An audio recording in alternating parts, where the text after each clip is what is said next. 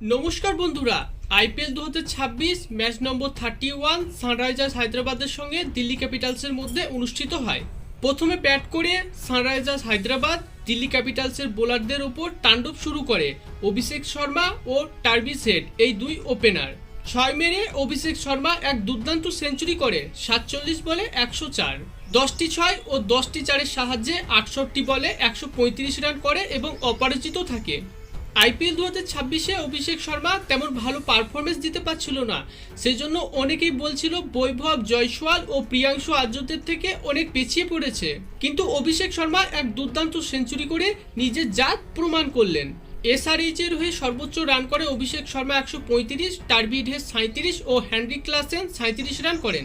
দিল্লি ক্যাপিটালসের হয়ে বল হাতে তেমন কেউই ভালো পারফরমেন্স করতে পারেনি। ডিসির ক্যাপ্টেন অক্ষর প্যাটেল একটি উইকেট নেন। জবাবে দিল্লি ক্যাপিটালস ব্যাট করতে নেমে তাদের শুরুটা হয় খুব খারাপভাবে, ওপেনাররা ভালো শুরু দিতে পারেনি।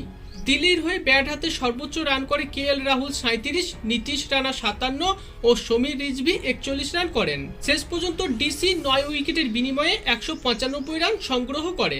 ফলস্বরূপ সানরাইজার্স হায়দ্রাবাদ 47 রানের বিশাল জয় তুলে নেয়। এসআরএইচ এর হয়ে বল হাতে ঈশান মালিঙ্গা 4টি ও হার্ষ দুবে 3টি উইকেট নেন এবং দিলশান মাধুশঙ্কা ও সাকিব হুসাইন একটি করে উইকেট নেন। দিল্লি ক্যাপিটালস ও সানরাইজার্স হায়দ্রাবাদের মধ্যে অনুষ্ঠিত ম্যাচে প্লেয়ার অফ দ্য ম্যাচ জিতেছে অভিষেক শর্মা। আইপিএল 2026-এর বর্তমান পয়েন্ট টেবিলে সানরাইজার্স হায়দ্রাবাদ 3 নম্বরে ও দিল্লি ক্যাপিটালস 5 নম্বরে রয়েছে। তো বন্ধুরা, হায়দ্রাবাদ ও দিল্লির ম্যাচটি আপনার কেমন লেগেছে তা কমেন্ট অবশ্যই জানাবেন। ধন্যবাদ।